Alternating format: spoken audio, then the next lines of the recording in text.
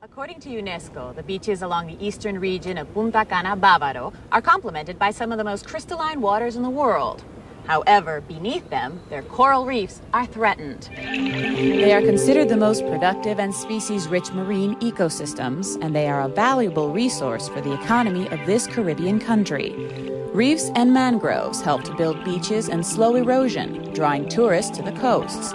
But the coral reefs in the Dominican Republic are in danger, posing a threat to tourism. The reefs are threatened by human activities, overfishing, agriculture, tourism, and coastal development.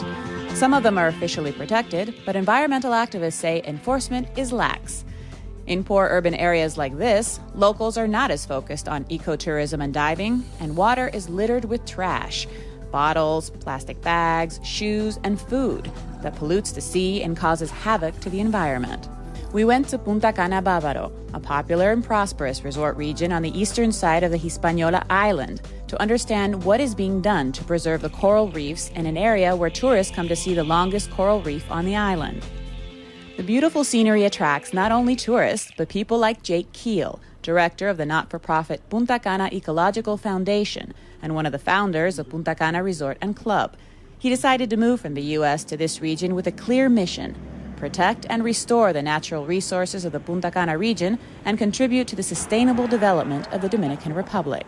Definitely one of your bigger projects, or it seems to me like one of the focuses of the foundation, is on the coral reef restoration. How does that work?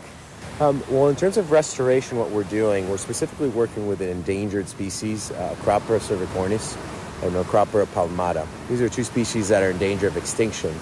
What we've done is identified fragments of these corals in different areas where they're not in healthy conditions. And then we've taken those fragments and brought them to nurseries in the water, in the ocean, put them on frames and in different structures where they're in better water quality and they can grow. And so once these corals, they grow rather quickly, in the course of a year, we can then trim these corals and using different methodologies, replant them back onto the reef. What is the importance of the coral? Why rescue them? There was a recent study done that talks about the economic importance of coral reefs. The value that coral reefs create in terms of beaches is in the hundreds of millions of dollars. Coral reefs and the fish that occupy coral reefs create beaches. And then they not only create them, they also protect them from erosion from the waves.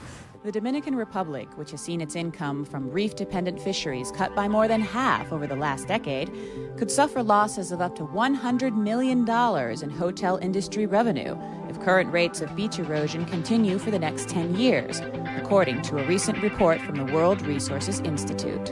And so without coral reefs, we would have none of these beautiful beaches that we see in the Dominican Republic. Coral reefs also are habitat for fish, which are a huge economic importance for local fishermen, for the tourism industry. They're finding that coral reefs supply medicines. There's all kinds of functions that coral reefs supply for humans, these services that they supply, and they're irreplaceable.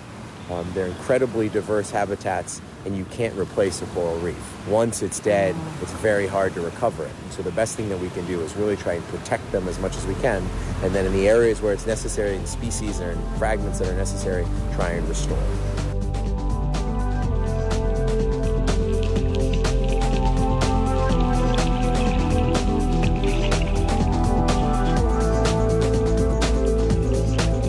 And on that note, we say goodbye from the Dominican Republic. Thank you so much for having spent the last half hour with us. Remember that when it comes to protecting our planet, we can all be part of the solution. I'm Ana Maria Montero. Until next time.